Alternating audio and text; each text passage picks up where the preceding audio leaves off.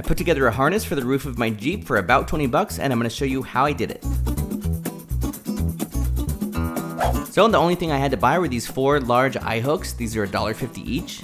And a 2-pack of ratcheting straps. These were 18 bucks at the store, but I actually found them cheaper on Amazon. It depends if you need 7 feet or for a taller ceiling if you need 20 feet. I pulled the Jeep into the garage. It's a pretty tight fit, but this is all the space you need. I just wanted to measure out where I was going to put the 4 hooks. So I used a stud finder to mark out the spots in the ceiling where I could screw directly into the studs. And then I used a 1/4-inch drill bit to drill the pilot holes right into the 4 spots.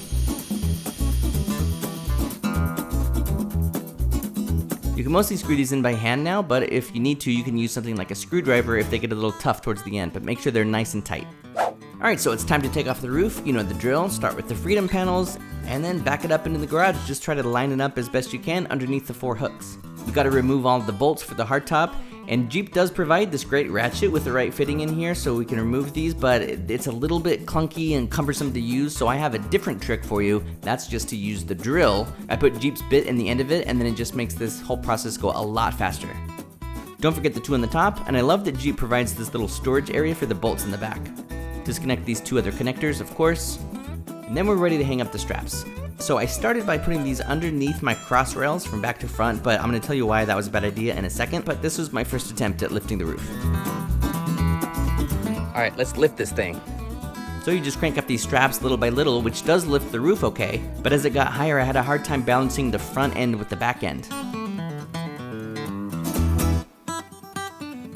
Okay, so what I've just discovered in trying to raise this is that the back end is a lot heavier than the front end, and the straps are a little slippery, so it's only really lifting the front, and then the back is staying down. So instead of doing them front to back, I need to do them side to side, so I can lift the back independently from the front. So this is what it looks like switched, just going left and right. I put mine directly under my luggage rack itself, and this just makes it a lot easier to balance as you're ratcheting it up. And you really only need like 4 or 5 inches of clearance.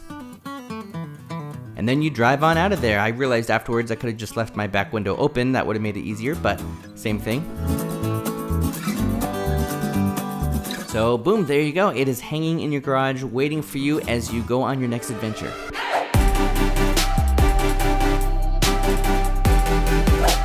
When you come home and back it in, you just gotta make sure you line it up as best you can, or you can just leave it hanging for the night. Alright, thanks for watching. Be sure and subscribe for even more DIY content.